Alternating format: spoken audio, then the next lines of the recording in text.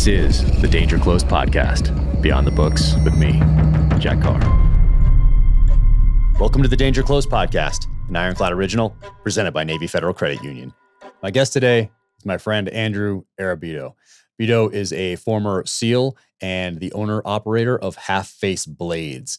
You may remember some of these knives from the pages of my novels. This is the Hunter Skinner right here. We did a limited edition run of these, and you may also recognize this right here, the Carrabito, that comes from a very memorable scene in my first novel, The Terminalist. So you can find him at Half Face Blades on Instagram. Also, his personal account is Spec Operator, and he has We KBD for We Kill Bad Dudes as well. And as I found out, he has something new in the works, and that is War Paw Wines on Instagram as well. So check all that out.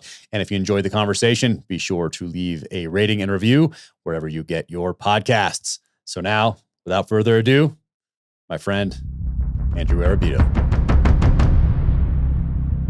Bro, Bito, dude, thank you for jumping on with me today. I had to do a podcast just so we could hang out for like 45 minutes to an hour. You could always visit San Diego, you know. I could always visit San Diego, but yeah, I need to actually come out there. I'd love to go through the shop again and see, because I think you moved since I was last out there. You guys in a bigger spot? Did you guys expand? Yeah, but we're in 4,200 square feet now, and I've been looking for a new place for the last 3 months. So we're full now. Oh my gosh! So where did you start? Garage, and then move into that place that I saw, and then move into a bigger one? So this is like the fourth move? I was under the awning in the backyard, just under the awning. Yeah. And then I built a little, 15 by 20 foot shop into my backyard originally after my awning. And then from there, I got to a 900 square foot space, then 1,900 square foot space. And that's the one you saw me at. Okay. Then to 4,200.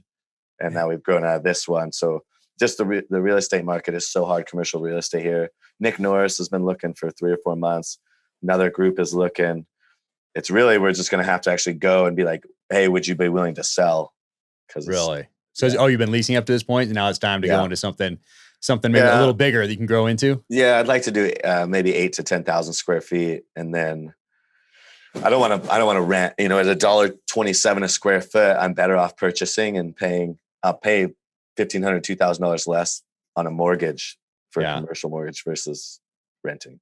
Oh, totally. Yeah, that's the way to go. I'm thinking about the same type of things out here. And Park City's crazy because so many people from California and so many people from New York are here. Yeah. But same thing, like right now, this is in the house. So at any moment, the kids could run in with the dog. Like, it's just how it is. It's just, it's just crazy. But it's probably time to get something a little more professional set up where you don't have to worry about. You got it all set up so nice in there, though, Thank you. I appreciate it.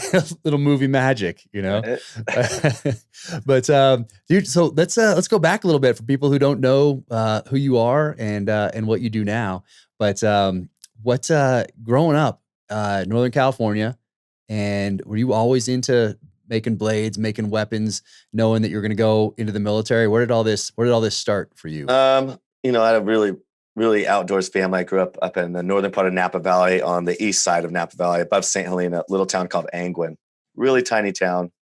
I was, the poor smelly kid in school up there in Napa County. At least Napa Valley, but I wasn't smelly. Kelsey says I wasn't smelly. I mean, I smell. We just grew up in the woods. My 2 older brothers were really big into Native American living, wilderness living, primitive living.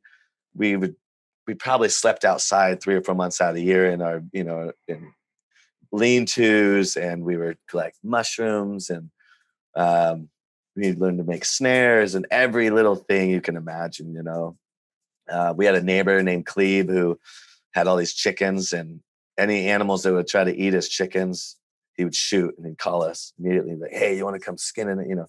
Take this raccoon or this fox and skin it. So we were, my older brothers would take the brains and make the tanning solution and tan the hide with the brains. And they were just big into everything. So I spent, every day from when I could walk with them, until I was 7, but, outdoors family, everything. I just grew up in that lifestyle and the outdoors, and especially with the Native American, like my brothers just loved that the warrior culture of that and the primitive living of the history of Native Americans. So that is kind of my childhood growing up. Where did they get into that? The Native American side What? of things. I think my mom and dad, like, we didn't grow up with TV or anything like that. And I think my mom and dad just always pushed, like, here, National Geographic books and, Native American primitive living stuff, I guess. And just, just soaked it up and really loved it. We were going to be in the outdoors anyway. So, learning what plants are edible and everything, to snaring, to making our own arrows and little bows, to taking leaf spring with the old benchtop grinders and making your own little knives with old leaf springs and stuff like that. Yeah. Oh, that's awesome. We have an R.H. Ruana from blade from the, gosh, I'm going to mess up the years here. Probably the 30s, I think, maybe the 40s. Yeah. And he made them out of leaf springs in Montana. So I saw one up at Bull Hill back in the day. One of the guys had one up there, and I was asking about it, and he told me about it. I went home, and it was earlier days of the internet anyway, and I tracked one down and still have one. That's cool. But that was the first time I heard of somebody making them out of leaf springs. Hadn't that, that's not as good now. You used to be able to. There was, I forgot what specific vehicles like had them. The leaf springs that were the best for the longest. Now I think it's like 5160 or something. Yeah, cheap. There was I think, what did he make, a Studebakers or something like that back in the day, or something like along that. those lines. Yeah, no, that was wild. I love all that stuff. But how did you? When your brother started teaching you how to like tan hides with brains, because I was all into that growing up too, the Native American stuff. I was reading like Black Elk Speaks, and I was reading all the survival books, and I was doing all that sort of thing. But I always wanted to do the brain tanning as a kid, like in 5th grade, 6th grade, 7th grade, but I never did it. And you guys did it. So how did they, did they get it in a book, or did someone teach them that and then they did it? In a book. We had so many books, that they had. And I remember, I was pretty young, so my memory is pretty shot since then. But, being out there, we were vegetarian, my mom and dad. Well, kind of. My mom didn't cook meat, and my brothers were always like skinning raccoons and making jerky and always feeding me jerky growing up. Like, hey, taste this. And then they take poison oak berries. They had read that take poison oak berries, make tea, you drink it, and then you become immune to poison oak. Right. So they were doing that. They'd make me, drink poison oak berry tea. And I don't really get it to this day. I rarely get a couple bumps here and there, and my friends get it really bad, but something about that. I remember they used to talk about giving kids a little tiny piece of a leaf to eat. I've read that somewhere. I never did it. Slowly build their immune system. Something like that. I remember reading that and thinking about doing it, but I seem to be immune anyway, because same thing. I was running through those woods and same thing, and with people right next to me, and definitely brushing up against poison oak and everything. And I never got it. Playing with the dog that's exactly. Running around the oil gets on the dog, all that stuff. And I never got it, but people around me would get it so bad. If goats, if you're drinking, we grew up drinking goat milk. Our neighbors had goats and chickens, and I've heard that can help too, because goats eat it. And if you drink their milk, that can help. Oh, interesting. But I mean, anyway, what was the questions?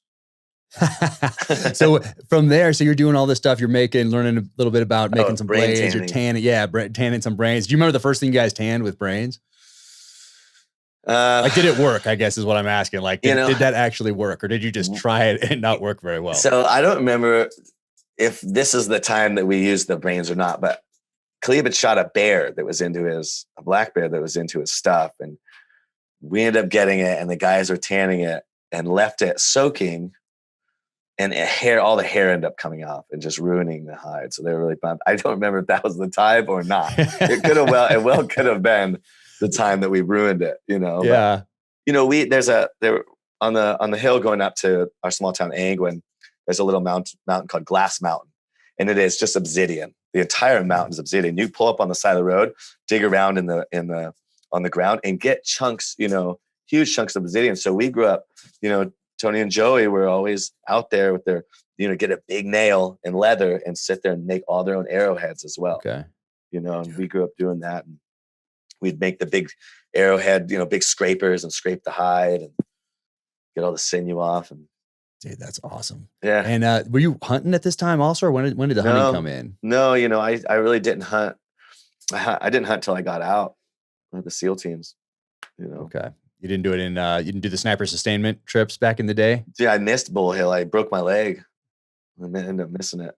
Oh, really? Were you supposed to go once? Yeah. Oh, man. That's a good spot. Been up there a couple times since I got out, but we didn't go hunting. No, that's amazing. So when did you get the military bug, or when did you know that was going to be your path? I think 6th or 7th grade, somewhere in that time frame. My mom's cousin Ethan bought me like a Mark D. Liesel workout book, and he's like on the net, cargo net, climbing Okay, the yeah, net. yeah. You know what I mean? Mark, It is it was Mark Divine? Liesel, Liesel. Mark Okay, D. so look down that. Liesel. Okay. He ended up being killed running a thin-skinned vehicle in Fallujah with a couple guys in like '02, I believe. They hung him from the bridge and stuff. They got ambushed. But had that book, and I was like, oh man, this looks cool. Everything in it was rad, right? Growing up, being in the outdoors all the time, and then obviously loving guns and knives and all that. And like, I don't remember, my grandfather's in the military, but he was old by then. And so I didn't really have a lot of influence of cousins or anybody else I really knew that was in the military, but it was just so attractive to me. You know what I mean? So seeing that book and then starting, researching, okay, with special forces, what do they do? Oh, they skydive, sneak into countries, hunt bad, kill, bad people, all these amazing things you can learn. And you have to be tough and do it. And with the Navy SEAL side, get to be in the water. And I was huge, loved the water. And I was like, as I got older into high school, I was making sure I was running a lot and I was training. That was kind of an end goal. And then looking into it more, I was like, wow, look where the bases are. Navy SEALs are special forces. I was like, oh, that's a no brainer. Like it'd be on the coast, so that's primarily, I was like, all right, I want to do that. And, I plan to. My senior year in high school, I ended up quitting my senior year, moving to Montana, living on a ranch. And then coming back, knocking out a few classes and became an EMT.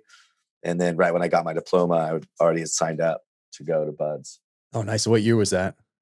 '02. Oh, nice. So we're on September 11th. Were you back in California, or were you in Montana? I was in California. Yeah, I was working. And were you doing the EMT stuff back then? Yeah. Do you remember where were you when that happened?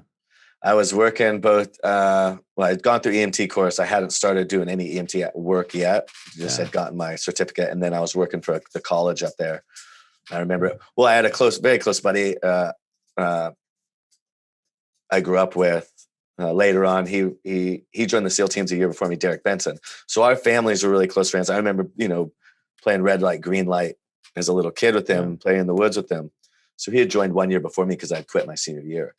So I was like, oh, you mother, like you got in there, that hit. And I was like, I'm coming, man. Was that, you were already on that path, or were you like September 11th? I was already planning on it. Okay. So you're going in. Yeah. And then you go through BUD/S in 2002? Yeah. So 2003, going through BUD/S. Knocked it all out. Yeah. Then went over to Team 5 to 04, early 04. Okay. And then we had some mutual friends there. You got to come in as a new guy with some of the dudes that I was running with a couple of years earlier there at Team 5. We had the Kevin Kent and company and that whole crew. Yeah. And you had a solid platoon there. Like you came in. Yeah, it was great. You had some heavy hitters. To say the least. You had some heavy hitters in there. Some really awesome Tommy. Guys. And so you came across that quarterdeck and got into that first platoon. What was your intro to that crew? Well, initially we were like, hey, we're going to be the mobility unit for coming in a little late to that platoon. And then really it was like, all right, well, this is done. Let's just bring the guys into the platoon. 2 weeks after checking in, they were like, hey, you're going to Tier 1 driving school out of Reno. And there was a group of maybe 6 or 7, maybe 7 of us, new guys coming in. And then there was 4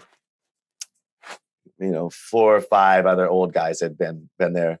Senior Chief Fitzhenry, he went with us. And 2 weeks after coming in is when we had the rollover, and it rolled over Fitz. And I find myself on the side of the hill, like, hey, trying to resuscitate him for 45, 50 minutes. And it was like me and Jeff Nichols trying to resuscitate him. Obviously it didn't come back from that, but it was like, reality's here. Yeah. And that's what we signed up for. I didn't go like, oh my God, I can't believe this is happening. I was like, this is what we signed up for. We're going to train hard. We're going to work hard. Like I expect there's going to be some hard hits, being in the SEAL teams. And it was like, as sad as it is, it was like a good little eye-opening kickstart into the SEAL teams of taking shit more seriously, Man. So sad. And then from there, did you guys what happened from there? You guys move on and just More jump se- into the platoon? I say more and seriously, but yeah, we hopped in the platoon and the get to an guys were, island, get to all those, start yeah, going through the whole workup, get ready to yeah. rock, and then when And do you then go got first? disbanded. Oh, really? And we got disbanded, you know? Okay, I remember this now. Yeah. So when we got disbanded, Will Spencer took over as LPO, you know, Dana, you know, Dana and as the OIC. So new platoon, went through everything again, and then deployed with Team 7 as a Team 5 platoon to Got Iraq. it. Awesome. Okay. It was a good deployment. We did, you know, the first part was doing PSD for the vice president and stuff like that, first few months, and then got to do DAs out of BIOP, and then kicked up to like Talifar area and did stuff out of there.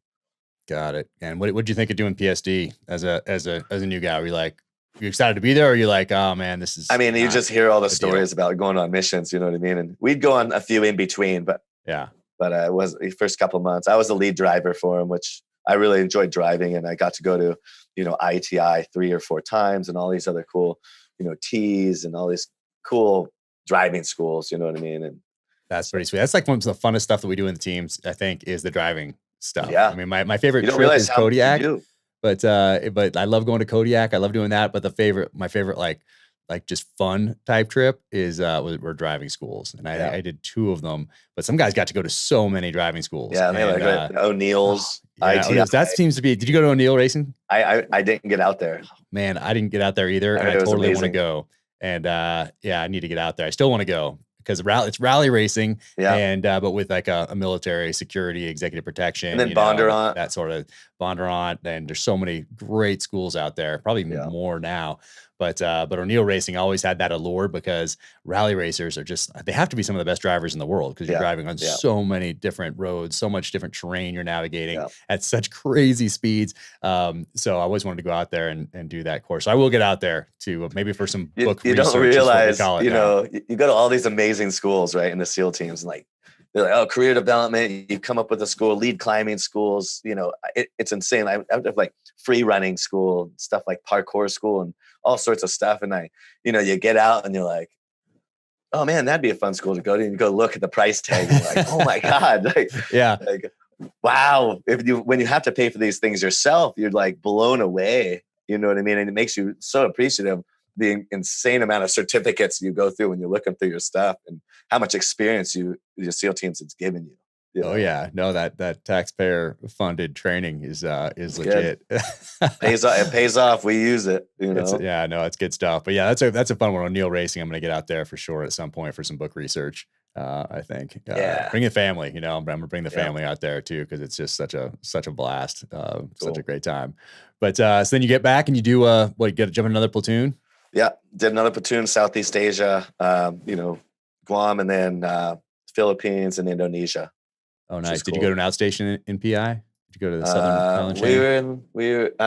We dropped by like Holo, and there's Tawi Tawi. I didn't get down there, and then was in Palawan for a little while, and then went up to outside of Bitung in Indonesia, tiny little spot, way out in the middle of nowhere. Absolutely incredible little place.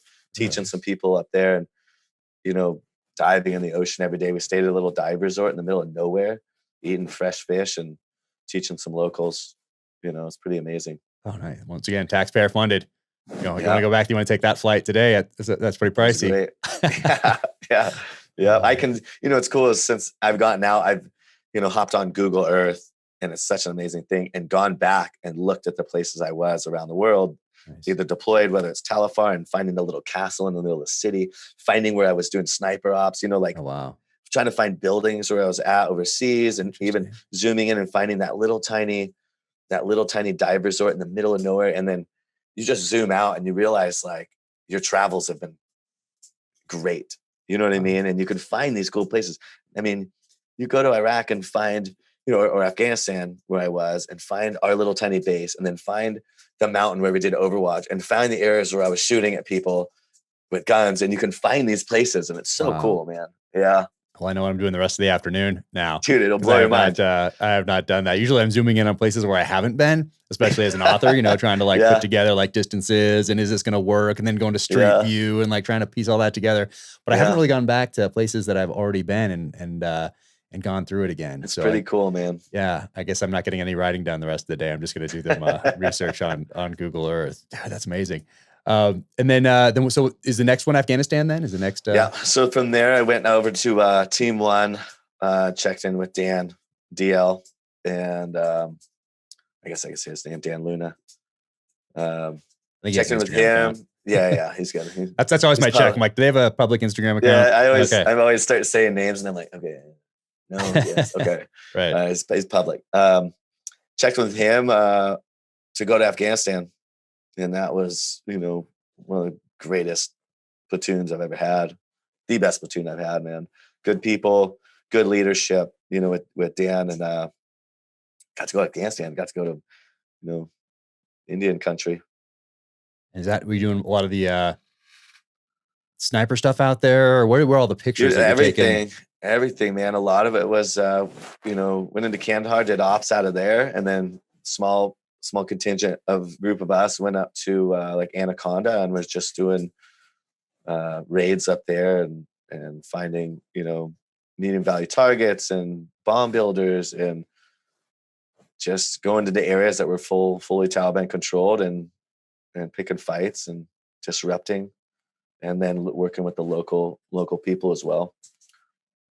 What are you doing in those pictures that you post every now and again? That you got the mohawk going, you got your face painted, just doing picking fights, man. Is that Afghanistan or are those Iraq too? That's Afghanistan. That's Afghanistan. Yeah. Well, we were so far out there, it was just us. It's not like we were near a big base, and it was like a tiny little fob, you know what I mean? So it was okay. Once we, we're done there and we were flying back, we all cut our hair somewhat. My beard was short enough that I didn't need to cut it. It was bad enough. It was probably in rags and still had hair on my face. Yeah. But Afghanistan was amazing. Oh man. And were you working with any army units out there, or was it just you guys? No, we were fifth group guys. There's probably maybe 10 of us in that group, and maybe 15 fifth group guys. And I believe seventh group took over for them as well. We worked a little bit of seventh group guys. Now, you're thinking back on those deployments of that time in Afghanistan. Is your plan at that point to stay in and keep crushing, or what are you thinking about what you're doing up there? Are you thinking about things like, hey, what are we still doing here after all this time? Are you thinking about that next target, or what are you thinking about when you're out there getting after it, planning missions? Just next target. Hey, when can we go out the next? And if I can stack more bodies than my friends. You know what I mean? It's competition based. Man. And so at that point, are you thinking you're staying in, like, this is what you love to do? Yeah. That 3 platoons deep, and that was such a good platoon. I figured I'd do LPO slot. I kind of got, pushed back on that. So when I came back from that, I went to Tradet and ran MAROPS there. So from there, then I was going to do an LPO slot, but I ended up catching up on surgeries. I had broken my nose a few times and fell off a roof in Afghanistan and broke my nose again. So did that surgery, ended up breaking a bunch of my fingers in training, all my fingers in training. And that was a pretty significant surgery. And that was about 9-10 months before the end of my EOS. So they're like, hey, you want to do LPO slot? So I was slotted to go do an LPO. And then that happened. And I was like, man, caught up. What happened to your fingers? Surgeries. Oh, I was running 12 dudes doing BBSS, and I had Blackhawk came down, Seahawk, whatever they call them, cruising along. I went out, held the ladder for the first 5 guys up the ladder, went back through the doorway, turned around, and they hadn't cleared the ladder and they were starting to move. So I stepped through the main ship hatch opens outwards. I stepped through it. I was going to clear the ladder, and I just, as I'm running everything, I just count my guys over and over again to make sure we're all good. So I counted my guys, I turned back, and it never had latched that whole ship door. So the wind from the Blackhawk got behind that, and it was 20 feet in the air, and it was slamming on me. And I put my hand against the wall and yanked my leg out of the door, because you have to step through. And I caught all my fingers on the inside. Dude. And so it was nuts. So I was wearing these gloves this guy had given me. They're from Neptech, I believe. Huh. And they were Kevlar reinforced on this side, not this side. Or the palm was Kevlar layers. And they're small enough, you can faster up. They're small enough you can still manipulate your gun safety. So I still had them on. So I just took a knee and I was like, oh, you mother. And I was like, it bounced back open, but it's it's probably a 400-pound steel ship hatch, probably shutting at 30 miles an hour. Dude, I'm surprised you didn't like take them off. Oh man. Cause it's watertight, it's a sealed door. Yeah. So for those who've been on ships before, or even seen a picture of them in a movie, like that's serious. It's not like slamming your hand in like a wooden door inside your house. No, they have a name for the other hatches. Like that's the main ship hatch, the big door. The other hatches that open up, that fall, they call it hatch hand. Like it happens all the time on ships where those hatches fall onto somebody's hand and just crush their fingers. But this was like the main ship hatch.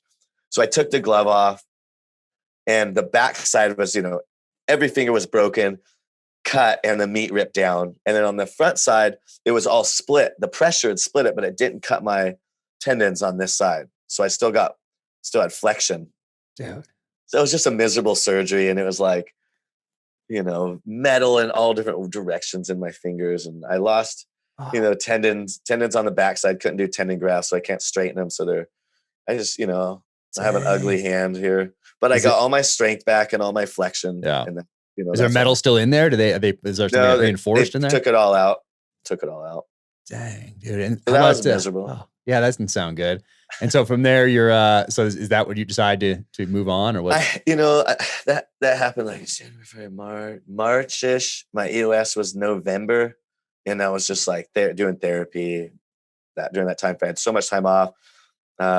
My master chief at the time was like, "Yo, just do your therapy, make your own schedule, just check in with me." So I was doing that whole time. During that time frame, I went to put myself to distilling schools and stuff like that, and like just tried to get myself career development for when I got out and I want to do other things. I was just kind of burned out a little bit with catching up on a few surgeries. My hand, ISIS hadn't kicked off yet. I think had ISIS kicked off, then they would have been like, "Hey, come do an LPO slot. Let's go back to Iraq." I probably would have done it, but it was just such a lull in war and in my 10-year mark. Right. And I was like, they were like, "Hey, you're going to get 100% disability. You can do a med board. When you get out, go back to your med board, get your full retirement and stuff." So I was like, all right, that sounds like a good idea. I'm at 10 years, halfway through. I think I made a smart decision. You know what I mean? Some people ask like, "Oh, looking back, like you're saying, would you have stayed in?" It's such a hard thing to say. Like, had I gone down my LPO slot, maybe I would have shot in the head. You don't know, fighting. So it's like, at that time period of my life, it was the smartest decision, especially I was 30 years old. I can start I could go back to school. I have so much time left that I can start another career, before I even hit 40. Yeah. So I think it was a smart decision in my part. Yeah. And I was a good solid run. Yeah, it was good, man. Three, 2 really good deployments, a Southeast Asia deployment. I got to see it all and be with the best dudes, and made that decision to punch out and start working on other things in my life. And, of course I see my buddies, like the guys, pushing through Mosul, and I'm like, "Oh, without me? Come on." Like, of course I want to go on vacation with the boys and hunt evil, but it is what it is. And I don't regret it, because you just don't know what would have happened. I may not be here today. And how do you break your nose falling off a roof? It seems like there's other things that would break first. How did that work out? I mean, I broke my nose multiple times, whether fighting or in the gym fighting or whatever it is, multiple times. And then that time I was putting quarter blocks of C4 into the wall we're in a firefight to blow little fucking gun ports. And I was on the inside of the building, but the roof goes up, it's a flat roof, then there's the wall. And I had turned, cracked it off, and I don't know. To this day, I'm like, I find myself like halfway conscious, like falling forward off the others. I turned this way off the roof, have my gun in my hand, and I'm like, in my mind, I'm like, if I run, I can hit the ground running and run out of this, but I'm too much of an angle falling. So I just hit the ground. My weapon hits the ground, pulls my arms back so I can't catch myself. And I just hit this pile of logs, like saplings, right into my face, and like split my lip, cut my nose, broke my nose again. And I wake up, and Brad Kavner's like, "Wake up." And he's kind of kicking me, and he's like kicking me and standing back. And I was like, "What?" Like, oh man, I just came off that roof, and he's like, you all right? And I was like, yeah.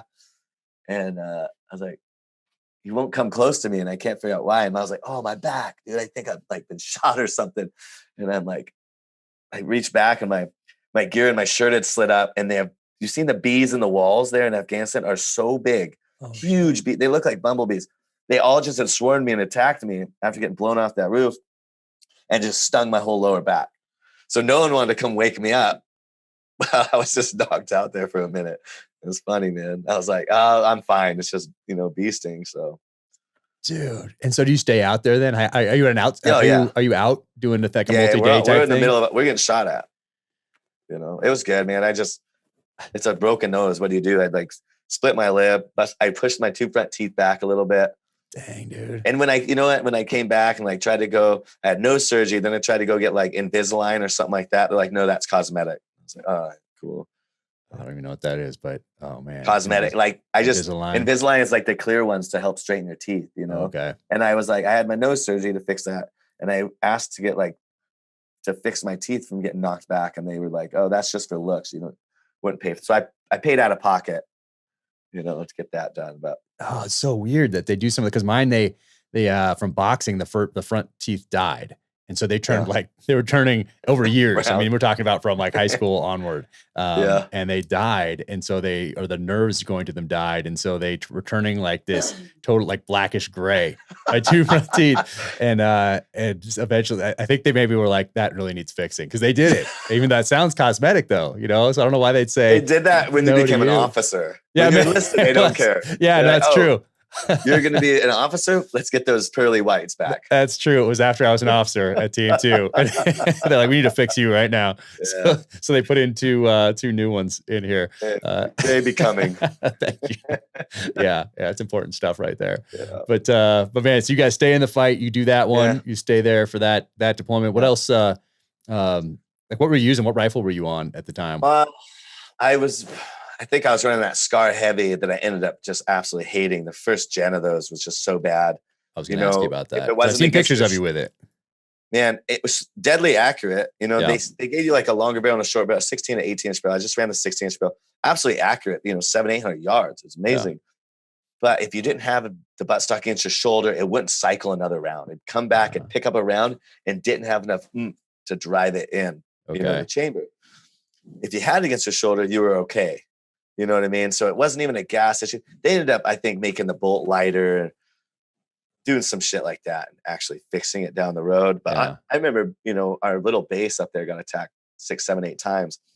And we had one spot, we, divide guys up with one little spot. And I'm over the wall, looking through the wall, part of the wall with my knots. I don't want to put my bean over the top.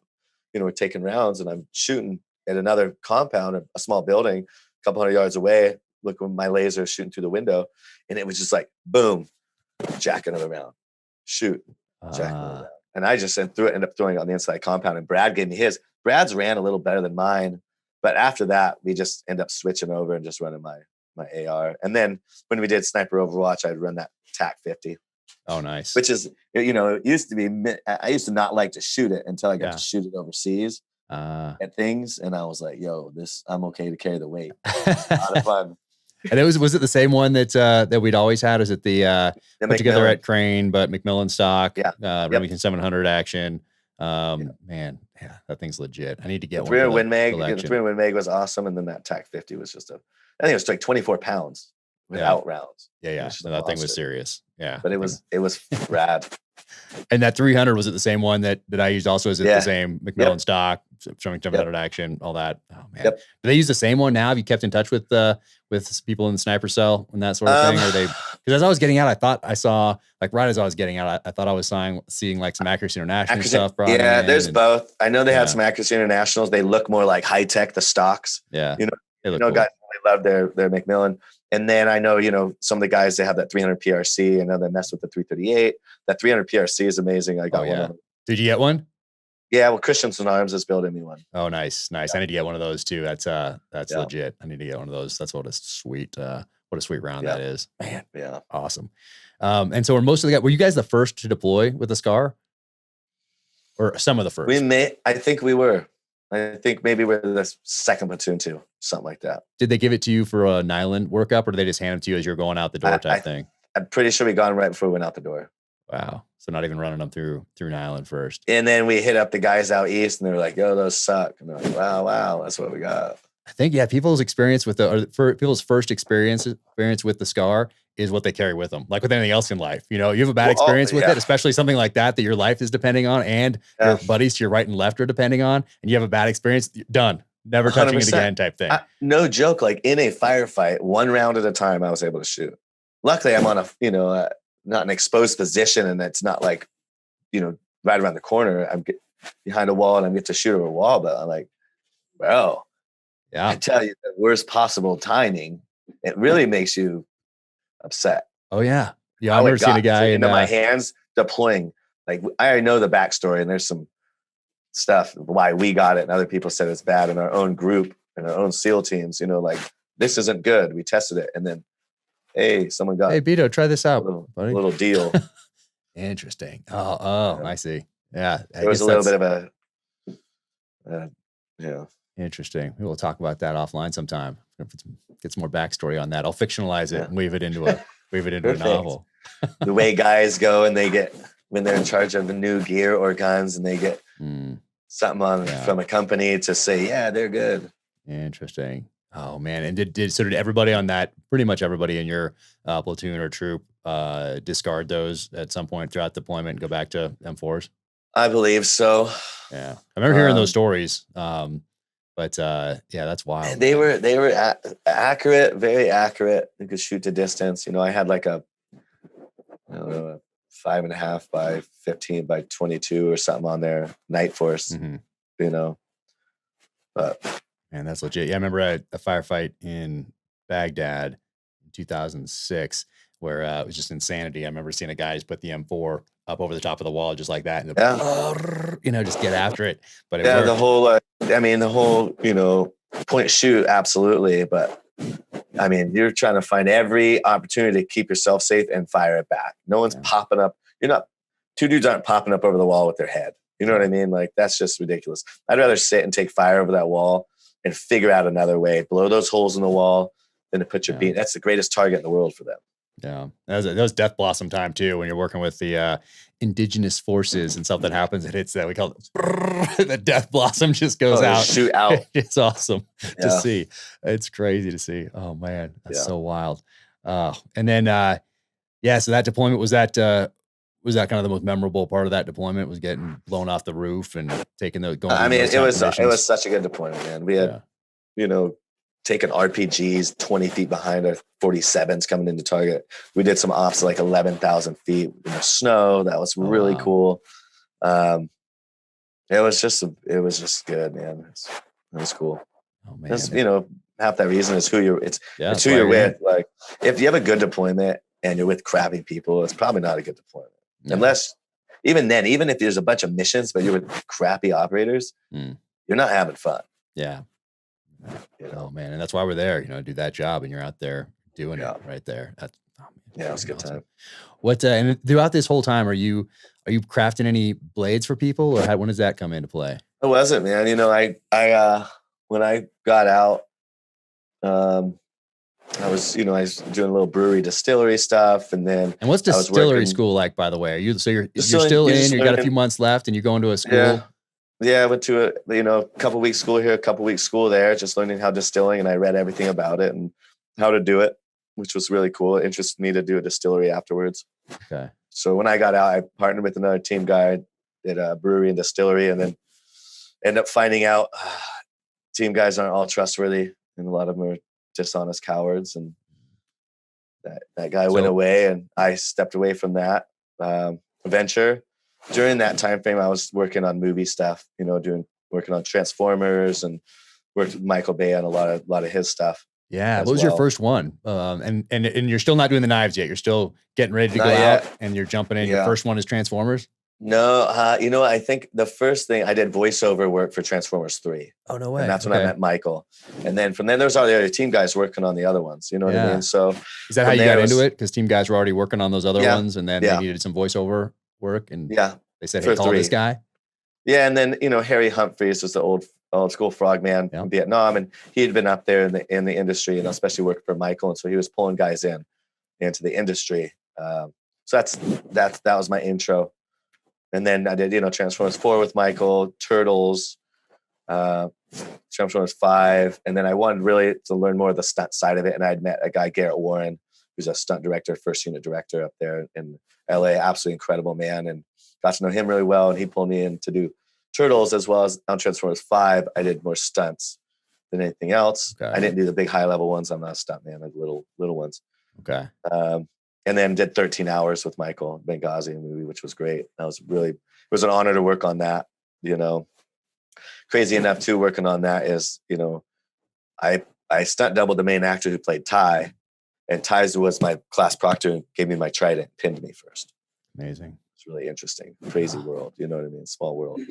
And are you in that get thrown off the roof in that too, right? Don't you like? Yeah. So we played the Delta guys, me and another team guy, Kenny, and we threw the bodies off the roof. And part of that was like, we didn't want anybody else, even though they're fake bodies. Like we were like, hey, Michael, we'd like to do that role and handle the fake bodies because we understand the heartache and the respect in it. And he was like, absolutely. You know what I mean? So we were the only ones who handled that part of it. Oh, man. I went to see 13 Hours up in LA, like a private screening type thing. And that was the only movie of all these movies that have come out over the years. That was the only one that made me for half a second want to get back in and get after it for whatever reason. I can't explain why. I think it's because I had such a great experience working with other government agencies for a certain portion of my time in Iraq. And it was just such an incredible time to be there at height of the war, doing those missions. Yeah. And then to have that little bit of a tie in there with 13 Hours. I think that's probably why, but for whatever reason, that's the one of all the military movies that have come out over the past, since I've been out here. That's the one that I was like, oh man, made me miss it for half a second. But then I'm like, snap out of it. Snap out of it. Get back to writing. Let the young, it's that young exactly. You passed the torch game now. Yeah, they know what they're doing. They're doing just fine without you. But you guys did an amazing job. So that was good. Yeah, that was pretty amazing, man. Really blessed to be able to do that. And then from there, around that time frame, actually, I think before it had him and I started doing the knives before that because we had knives on us in the movie. We had that you made knives. Nice. Yeah. That's awesome. So what did you start with? Before that? Did you start with the Crow, or what did you? Series 1. Boom. You may not have one. That Series 2 is that's a Series 2 right there. Yeah. Yep. Man, that thing's awesome. Series 1, and it's a pretty simple, straightforward kind of all around outdoor camp knife. I numbered the 50. I just took pictures of my learning process and started an Instagram, just to show pictures of what I'm learning. Yeah. You know what I mean? I just had my grinder and steel, and I researched grinders, researched steel. I didn't want to do Damascus for the reason, didn't want to pound out the steel, not because laziness. Damascus isn't the best steel out there, and it is what it is. Like the metallurgy of powdered steels makes them better. Like you can get super steels from that, whether it's S35 or S30, or you go into nitro, and all these different steels. Like the best steels are from powdered steels, and where you get your corrosion resistance and your edge retention, all these things. And as pretty as Damascus is in that process, that fun, it's much more of a hobby. Right. If you're the only one doing it, right? You could do a couple of you in a shot, but I wanted to, as expensive the knives are for the custom side, I also wanted to give something to whether you're a chef or an outdoorsman or in the SEAL teams or any military or a law enforcement guy. I want you to have a good knife that's super good steel, that's crafted well, that'll work for you. Yeah. And I knew that it's just selling Damascus or forging, if we just forged knives, then my cheapest knife would be $1,000. You know what I mean? And it wouldn't be as good as the steel we use from Crucible Steel. Got it. So, started doing those 50. And by the time I was finishing the 50 and I had put pictures out, people had already wanted all of them. So I just had a little plastic table in my living room and, with the name and the phone number and email, and then knife sitting there until I finished it. Yeah, that is awesome. And did you call it half face blades right out of the gate? Yeah. So I called it half face in the first, originally I was going to do a different half face per design. And I realized after the fourth half face, I I was like, this is, so I stuck with the half face Indian, but the first one is a half of a lion. For those that can't see it. So there it is right there. If you can see it there. And then over there, if you can see it right there. But it's awesome. I mean, and where did that come from? Where did half face come from? Did you get that right out of as you're starting, do you know this is what you're going to call it? Or you start to make the knives first and then it kind of develops from there? I was probably making the knives first, you know what I mean? And thinking back, it was, I used to paint my face half black overseas and then the Native American warrior culture, or even warrior culture where, you look at guys, World War I, World War II, guys are painting their face going into combat, right? Same thing, you start researching back in Native American history and culture and why guys would paint their face, become invisible to the enemy. And there's talk about painting certain ways for courage and, the red handprint, goes back to when you're coming back from war. And it was reserved. This is what's cool. There's a red handprint one. There's some new meanings now that have come from when you go way back.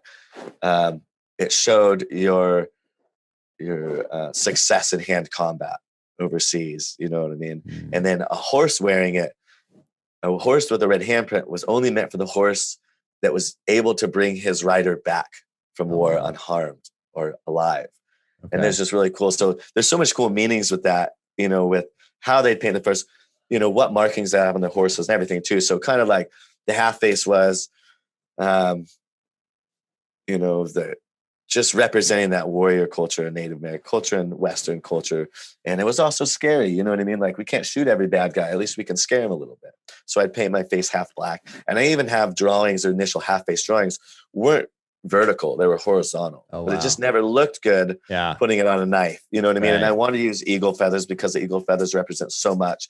One, the eagle, bald eagle as an American symbol, and then the eagle feathers were meant. They were holy, and they signified so many interesting things in the Native American culture as well. So I gave him his eagle feathers, gave him his mohawk because I just like that mohawk and the way guys would represent that warrior culture from Native American to now.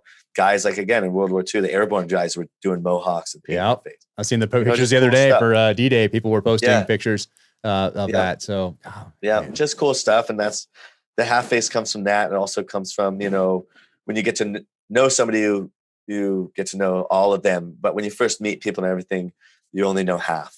Everybody has another side to it. And then, thinking on that too, it was speak softly and carry a big stick. Right? That's your other half, the big stick half. Man, that's awesome. So just a couple little ideas behind it. Dude, I love that. And so it takes off. People want them. So you sell out right away. And you're like, oh, wow, there's something here. Yeah, the first 50 was a lion, half a lion's face engraved. And that was based on my dad was an artist, and he has a huge lion painting hanging in my mom's house. And then what the lion represents, justice and pride and courage. And he's a protector of the land. That's what the lion represented. And then the next one was that the Indian? The next one, I did a disaster breacher, called it, and it was half of Zeus. It was Zeus's face, the half. Okay. And then the Indian might have been next. Then I did Zeus, and then the karambit had a half a eagle. Okay. Eagle's face. Yeah, I have the one. I still have this one that has half face blades. This is a newer version. Yeah. But, so eventually, I was like, man, I can't do a half a face, half a new logo. That's a lot of work. So, there's a lot going on. There's another one right there. So yeah, these things are. But what's crazy is the first, the most sought after are those different faces. Yeah, I bet. It's insane. I'm going to go look for them after this. Yeah. Oh yeah. It's, I think the last 2 series ones I know somebody sold, they had number 8 and 9. They just sold them for $36,000. Whoa. Dang, dude. So it's hard to find even a original Zeus disaster. Yeah. It'd be hard to find one for under $10,000. That's awesome. Dude, I'm fired up. I did, I think 3 Damascus series ones or 2. I have one.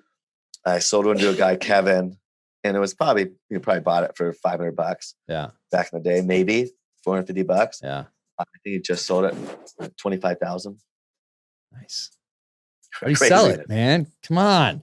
Hold on to these things. I mean, hey, dude. You know what? Yeah. They'll gain in value, and what's so cool is being able to do the custom. We do so much custom work that the value is whatever somebody's willing to pay for it. I value it off of time and effort into it and material. Yeah. And I'll always value it that way. I'm not going to value me selling a knife off of what it's being sold in the secondary market. That's unfair. You know what I mean? But when somebody buys something for $350 4 years ago and it's worth 10 grand now, if they need that money, I'm like, hey, to me, it's a tool. I'm not even a knife nerd. It's a tool to me. I enjoy the craftsmanship. I want something quality out and custom to people and production, amazing product for people for their mission and their walk in life. Yeah. But it's so cool, that secondary market, seeing the value of things and what people buy and sell and trade, and they have their favorites and they collect their favorites, and we take more custom orders when we can. I can't tell you how grateful and blessed, as this has grown just insane amount. I hired my friends, I hired my buddy, the guy, Ethan, my mom's cousin that bought me the Navy SEAL workout book. He was living in Oregon, only working a couple days a week, like no money, sleeping on his friend's floor, and he was battling depression for like 20 years.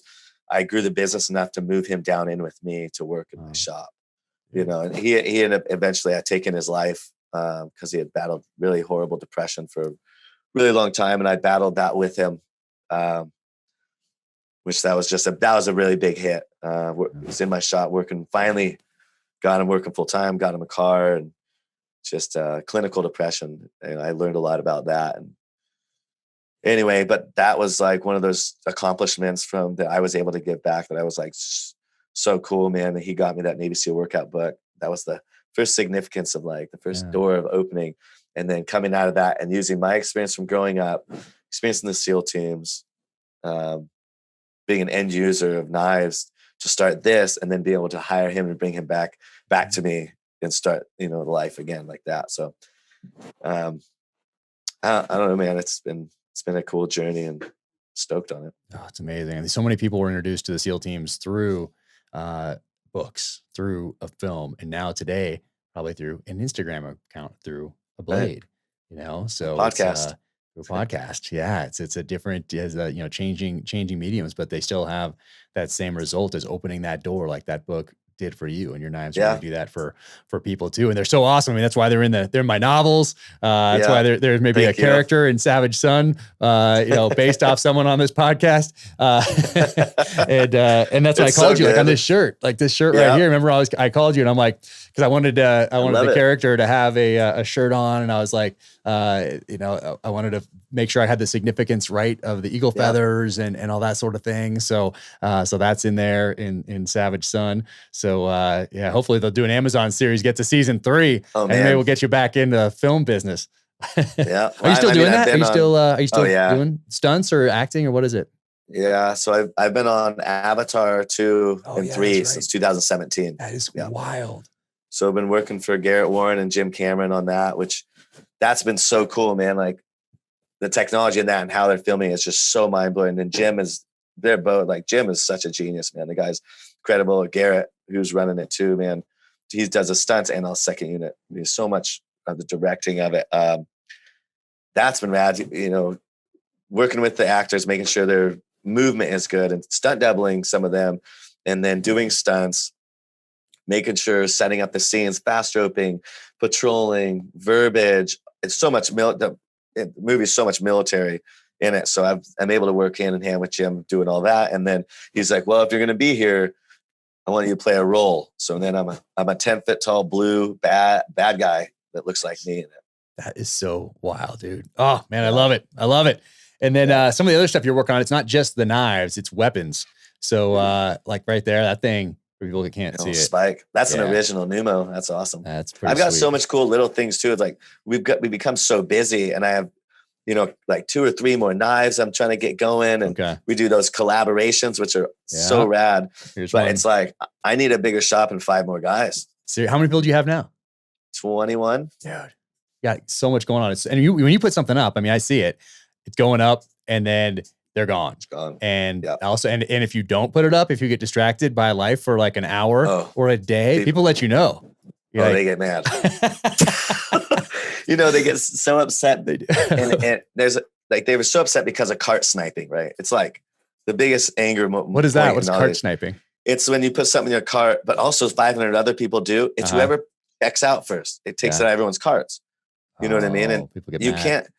Even well, with here's hats, why. people tell me about that. Like we put hats up on the site and Yeah. they're gone. And same thing. I didn't know it was called cart sniping, but that's Cart sniping. And here's the deal. If people are like, you should be able to hold it in a cart. Well, that's completely unfair because you put 4 things in your cart, sir. You know what I mean? And you buy all 4 and now 3 other people are without. Yeah. You know what I mean? So one, it sucks. Yeah. Internet connection may be slower. Right. Something may happen when you're filling it out. You know what I mean? I get that, but it's the most fair way I can do it. Yeah. And even bigger, we contacted Shopify. They don't allow cart holding. Yeah. Okay. So when I got a thing from Shopify, right? I'm like, hey, choice. And I try to explain that every once in a while, but I still get, 30 or 40 DMs of anger toward me. I'm like, man, we literally work on everything all week. Every single thing we can get finished all week, I put on the site. Yeah. I don't have nothing left over. It's amazing. It's so cool to see.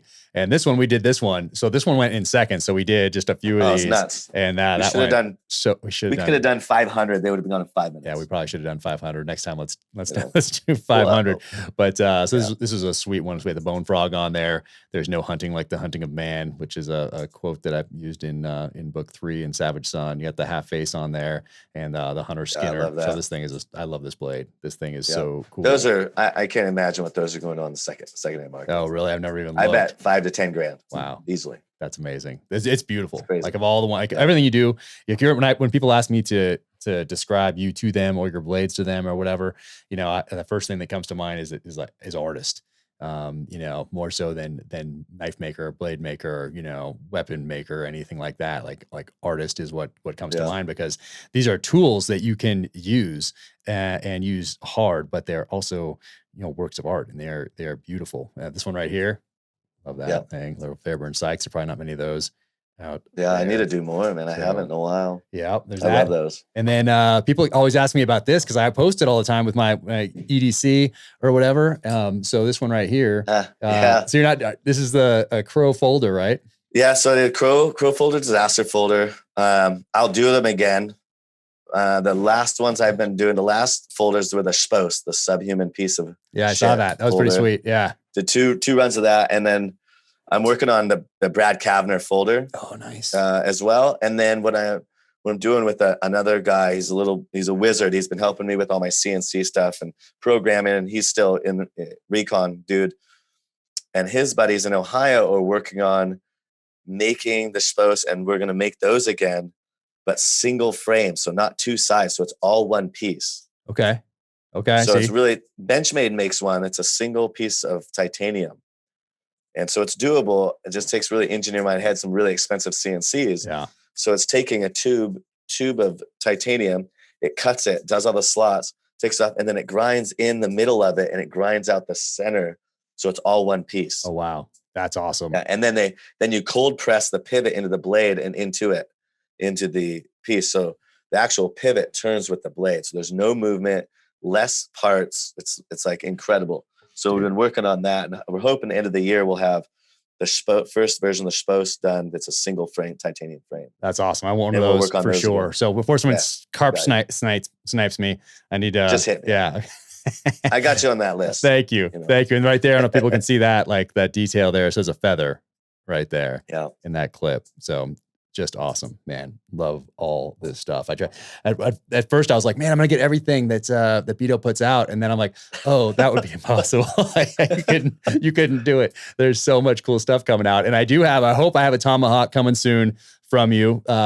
And also I'm gonna have to add to my list. So I had the tomahawk that you're making, because I can't believe I don't have one already. It's been a busy couple of years. So that one is coming. And then I need to do a full on chef knife set, steak knife set, the kind like we did for Alec Wolf from Zev Technologies, the one we did for his wedding. That was, you let me know. That was awesome. We'll pick what knives you want in it, and then you tell me what handle materials, and we'll get it on the table. That was pretty cool. Like that one, like everything, the cleaver and rad. Like the chef knife, all that stuff. And then the matching steak knives. It was in that leather, like rollout thing. Like that was pretty legit. It turned out really nice. Oh, man. And I need to get out there to see you. I want you to come out here. I tried to pull you out here to come move the whole shop out to Park City. Oh man, I look and you know where Ogden is? Yeah. North. And then north of that, there's another small town up against the hills. I was just looking there and east into the mountains all the way over to that lake that's like super blue. Okay. I don't There's know a if it's few up there. Bear Lake Yeah. or Yeah. something like that. Right. The mountains in between there are so incredible. I flew over there the other day flying to Montana. Oh, nice. And I was like, I just want to skydive out and go find some land. It's beautiful. A lot of great elk up there. It's incredible. Yeah. That country's amazing. I'll get out, man.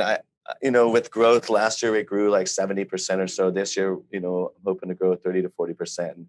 It'd be a mistake to move right now. I have a lot of my buddies I've hired that live here and that's tough. Grew up here, and it's, I'm not going to pull the rug out under them like that. It cost me so much, and I don't want to cost jobs either. Yeah. So I think one of the best things I can do is I can change my state, personally, and come back and forth. And then eventually I would move the production first, but it is what it is, man. It's what it is. Yeah, man. Oh, love to have you out here. And then also I want to thank you so in the second, not just your knives are in the novels, but I mean, you've influenced them in so many different ways, to include reaching out to Brad Kavanaugh's family to ask if I could use that quote in the second novel. So I wanted to have their blessing before I put that in there. So thank you for doing that. Absolutely. And thank you for everything you've done for me and my family also, personally. I'll always love you and support you. Dude, oh man, appreciate everything. And when you're talking to guys, I know a lot of guys are, reach out to you about getting out, transition, and that sort of thing. What do you tell guys as they're thinking about getting out or making that move into the private sector? Because I get that question quite a bit. And what do you tell people? I don't know. That's a tough one, man.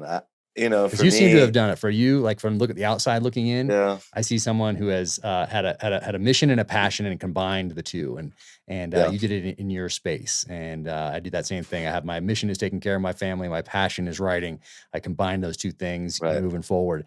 And so there's certain people you can point to that do things that are different. And that find that mission, find that passion, combine them, drive forward, and are an inspiration to others. And there is no doubt you lead that pack. And it's so cool that you found those things and that you made this transition and that you're moving the ball forward in such a positive way. It fires me up, man. I think that's hard because I think that it's like, I think it's tough for guys to ever find something again that they wanted to do so bad, and they had such a zealousy for and a drive for it as being in the SEAL teams, right? And also being around your buddies. So guys are getting out. It's like, it's almost like that kid out of high school who hasn't figured out what he wants to do for college. In my mind, it's like, what's going to give me so much that drive? I don't know if guys will ever find it again. They'll ever find that same drive and that same desire and that same that you wanted to be a SEAL and become a SEAL in the outside world. I think guys in general end up being pretty successful going back to school.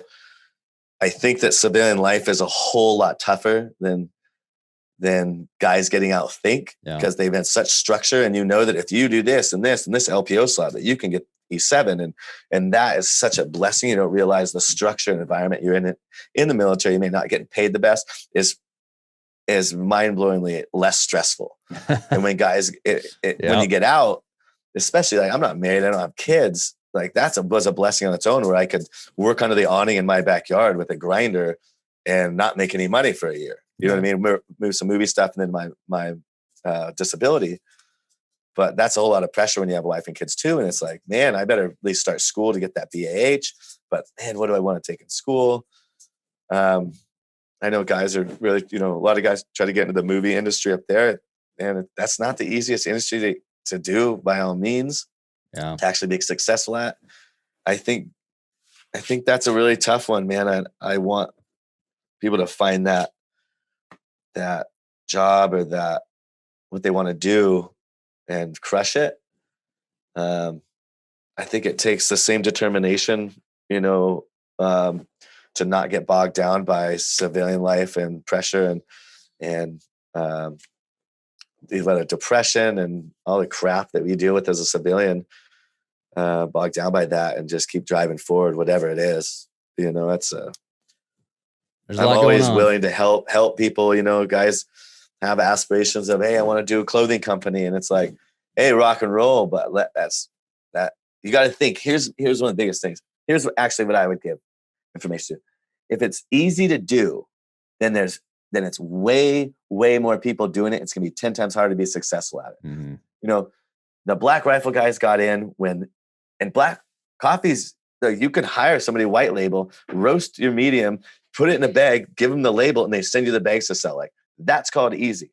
Those guys got in. Now they do their own beans. Like they had bought their own land. Like they crushed. They got it at the right time, and they got that it was niche then. If it's not niche, don't do it unless you've got some magic. You know what I mean? That it's different. You know, and I've even seen this with knife making the last 3 years. Like every other person I see now is like, I'm going to be a knife maker. I'm like, hey, more power to you. But just because it looks successful, doesn't, it's tough. Like it looks good on Instagram. Yeah, exactly. There's so many more now. It is amazing. Look at CrossFit. In the very beginning, if you started a gym, you would have crushed it. Yeah. You start a gym halfway through too late, like that's gone. Right. You know, like if it's really easy to do, be careful because you're going to be up against so many more people doing it. Yeah. No, very true. Or you just got to make it different somehow or better.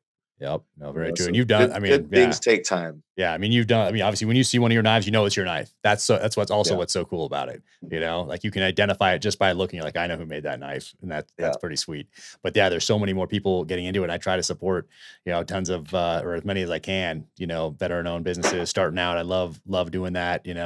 Like Rob Smith, when we started in Resco watches, I bought a watch before he had made one watch. Like I did that just so I could help out a little bit. And I love that he had found his passion and, moving on to do that. Cause I love when team guys find that thing and they crush it on the outside. Like I love that. Even when I was in, like I try to help good guys, whether they were staying in or if they were getting out, I'd help both of them. They were good dudes. And I always buy something, you know what I mean? I get hit up all the time. Like, hey, I'd love to send you a shirt. Love to send you something. We're a veteran owned business. I'm like, hey man, first rule, you can't make a living. You can't pay bills by giving stuff away for free. Interesting. So I'm more than happy to pay, and I'll gladly buy some shirts to support, but I don't want anything for free. Yeah, interesting. Yeah. And that's how it should be when a veteran starts a business.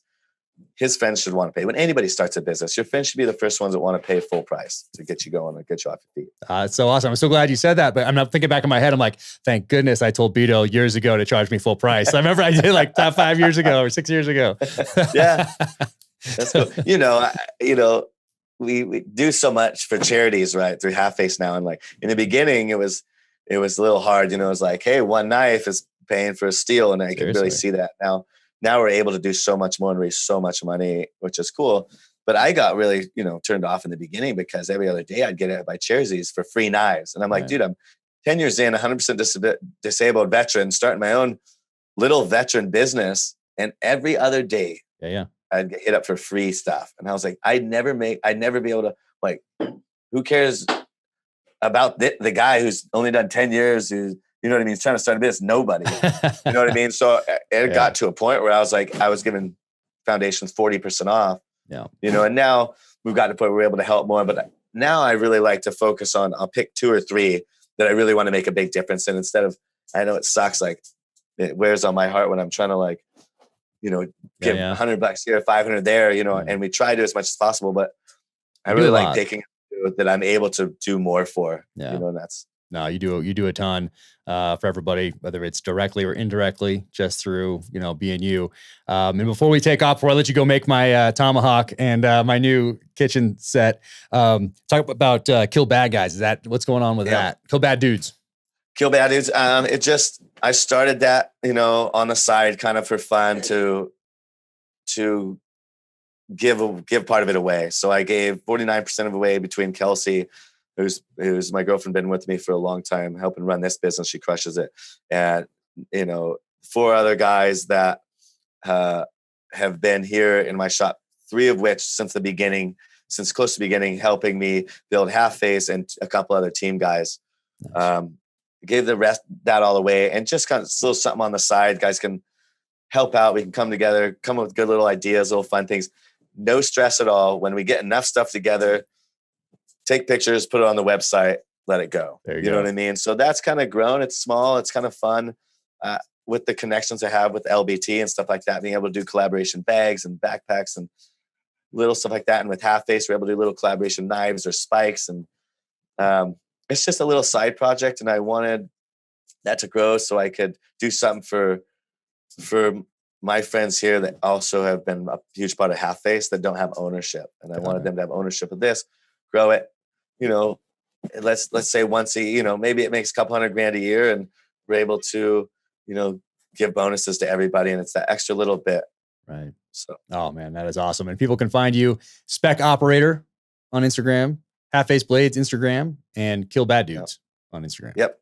We KBD. And then I'm, you know, Ryan Bates and me started, and Johnny, Canoe Club USA. Okay. So that's that's our ammo company out of Vegas. Oh, nice. Okay. I guess I didn't realize that was awesome. Yep. Awesome. Okay. And even better, I've been wanting to do this a long time. I've been working on it, how I want to do it. I had the name for a long time. And I finally connected with my buddy from where I'm from, and I like wine a lot. I connected with the guy, GW, who is a few grades behind me in high school. He joined the Army. He's out now. He's back up in Napa Valley. He makes his own wine. He's a winemaker.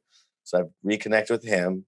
So I'm working on my wine now. So I've just got my winery license. I've done the contract with the winery. I'm going to be making my wine. Nice. Tuck Beckstoffer. Been talking to him about getting grapes from him for my cab. Well, doesn't get any better than that.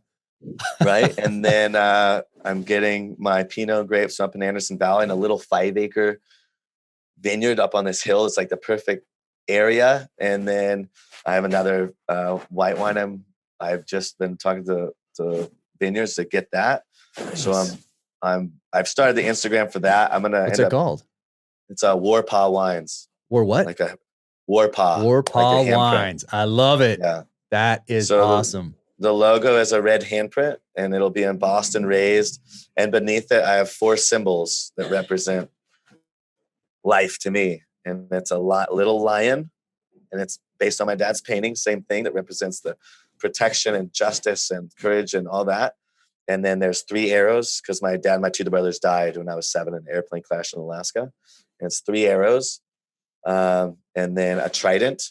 A little trident spear that represents, my life there. And then an American flag that was just the patriotism, the justice, what we know as American, what we love.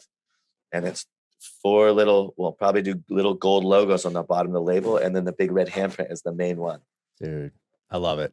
I love it. I'm going to follow it right now. I didn't realize it was up and running. So I'm glad we did this podcast. So that is awesome. War Paw Wines. That is epic. I'm going to have to, that's a reason to go to California because it's hard to get stuff in Utah. There's a crazy Utah laws. So I'll have to just drive it up to perfect. you. Perfect. But once I have the wine, it takes a bit of time. Then I can actually ship it. You can order off the site eventually. Perfect. Oh man. Right now I'm in the stage of the label layout's done, and it's now I'm working with the coloring and how I want to emboss and the hand being textured and raised, and it's pretty cool. And I've wanted to for so long. I mean, I have Cab grapes tattooed down my arm with some Petit Verdot and kind of an ode to where I'm from in Napa Valley, and lots of friends in the industry, and be able to reconnect with him. And he's a veteran. Nice. To work with him on growing this is really cool. He has his own wine that's so incredible. He's amazing. Lussier Wines. Okay. Yep. It's Lussier. I have it on my War Paw thing. I put his stuff, his information too. Really incredible, man. I like working with my hands, like creating, right? Obviously. And I like a good glass of wine too. So, as do I. So I will be, I'll be partaking hopefully soon. I'll be following along the journey. Oh man. Absolutely. Dude. Awesome. I'm so fired up for everything you have going on. I love that entrepreneurial spirit. I love that you're out there crushing it in the way that you do each and every day. And for those listening also, is there a day that you drop? Is it Fridays that you drop knives or what? I was dropping Friday, but I realized that we try to rush on Fridays. And if we need Friday evening or Saturday morning to continue to work, then actually that's why I switched it to Saturday at noon. Okay. In general, I'll state it. If it's going to be a different time or a week or whatever, I'll usually put it on social media what that is. But generally it's Saturday at 12 p.m. PST. Okay. Where I put all the knives up. But again, be quick. Gotta be quick. It's a matter of 3 to 4 minutes, and 300 to 400 are gone. So pays to be a winner. does. Make sure your internet connection's fast. So awesome. So awesome. We do take custom orders, but I mean, it got to such an insane amount of people on the custom orders list that I felt bad adding people and having like a 2-year wait. Right. So I was just like, books are closed till we get that down. Then I can take some more orders. Yeah. Oh man, I shouldn't have said anything about my hawk and my. You've been on that list for so long, though. I mean, thanks, brother. Awesome. Good. Oh man, well, dude, thank you so much for taking this time today. I mean, I know you got knives to build and people to manage and multiple companies to run. So I sincerely appreciate you sitting down and absolutely, buddy. Dude, thanks for everything, personal and professional. And hopefully I'll see you soon. Maybe craft a blade or two and then try some of that wine. Absolutely, buddy. We'll have some this fall, and I appreciate everything. I miss seeing you, miss being able to talk to you. Maybe we'll see you out at Frank's. Yep. Yeah, I think so. I was just going to text him back about that. We have to take a little helicopter ride in there to get there because we're doing something else then. Yeah. So we're cool. Indisposed, but I think we might drop in. So we'll see. I hope you do because I'm planning on flying out there for that. Nice. And I'll see you see you in a couple weeks. Awesome. All right, brother. Love you, man. Awesome. Love you too, brother. Take care. See you soon. Just want to take a moment and thank Navy Federal Credit Union for sponsoring the podcast and for being a part of my journey throughout the military and today. Right there, that's my Navy Federal Q card that I got in 1996, right after boot camp. So for those 20 years I was in the military, Navy Federal was right there with me. What I found out recently is that you do not have to be a member of the military to go to NavyFederal.org, check it out, and become a member. So check it out, NavyFederal.org. Thank you guys so much again for sponsoring the podcast and for taking such good care of me and my family over the last 20 years in the military and today. I know I'm not the only one looking for healthy snacks for me and my family, especially after a very busy 2021 as we move into 2022. And if you've been following me, you know I'm looking forward to figuring out a schedule where I'm getting a little more sleep, where I'm getting some exercise, and where I am eating right. And that is where Paleo Valley comes in. Check them out, paleovalley.com, and you can use Danger Close 15 at checkout for 15% off your order. Now, this stuff is awesome. Paleo Valley. How do I know it's awesome? Because I just crushed a few of these beef sticks, and these things are awesome. There's all sorts of different flavors: jalapeno, original, teriyaki, summer sausage, garlic summer sausage, and they are awesome. So Paleo Valley, thank you so much for sending these out to me. And for those that are wondering, these beef sticks are 100% grass-fed and grass finished. Many on the market claim to be grass-fed, but actually are finished on grains.